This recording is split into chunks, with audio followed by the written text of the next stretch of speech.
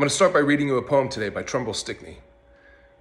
Time's a circumference, whereof the segment of our station seems a long, straight line from nothing into naught. Therefore we say progress, infinity, dull words whose object hangs in the air of error and delights, our boyish minds a hunt for butterflies. For aspiration studies not the sky, but looks for stars. The victories of faith are soldiered nonetheless with certainties, and all the multitudinous armies decked with banners blown ahead and flute before march not to the desert, the Elysian fields, but in the track of some discovery, the grip and cognizance of something true, which one resolves a better distribution between the dreaming mind and real truth. I cannot understand you, because you lean over my meaning's edge and feel a dizziness of the things I have not said. Today we're going to talk about time management. Is that an InstaChurchy thing to do? We live in a world today, obviously, where we're up against a giant, a monster who's trying to steal our precious time, where we have an opportunity in each moment to be our very best selves and to live out our highest callings and to do something great. Even in small ways, do something great. Or to pass that time on and to see it wasted. Paul, in a letter to the Ephesians, writes, Therefore be careful how you walk, not as unwise men, but as wise men. Make the most of your time, because the days are evil.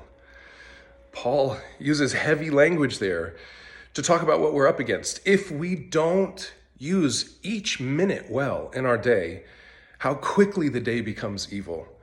In a world full of drugs, pornography, electronic devices, we can find a way to war with time all the time.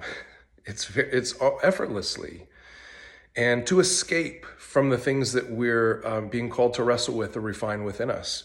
We can get lost in lands of wish fulfillment, and I think Christ hopes for something better for us. Romans says this: "Do not conform to the pattern of this world, but be transformed by the renewal of your mind.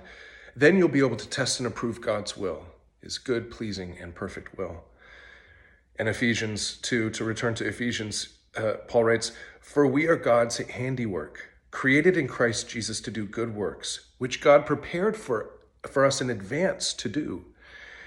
This one is quite sobering in this conversation, because we have to believe, as someone with faith, that God didn't create us for no purpose. That God created us with the intention of seeing us do something wonderful. And we are fearfully and wonderfully made. We have power. We weren't made to be timid and wasteful, but to step forward into a day with great power.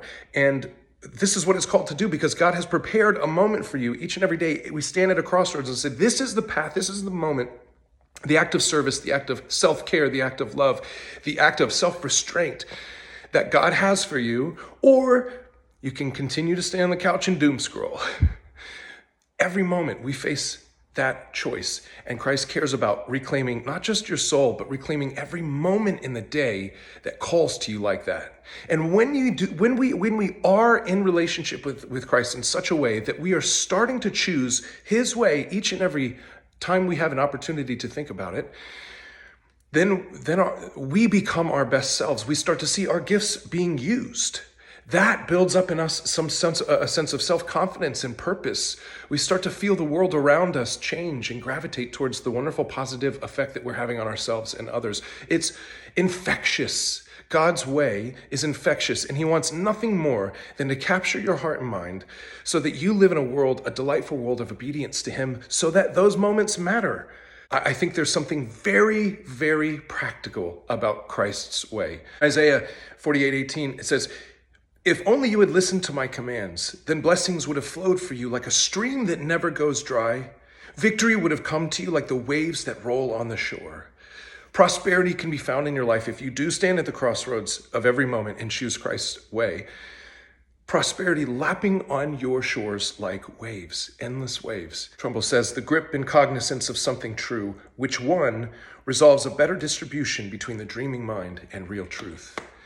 It's real truth we're after. And I believe that begins with making the right choice, small choices every day, to win that battle, to find where the truth lies in your life and in your relationship with Christ.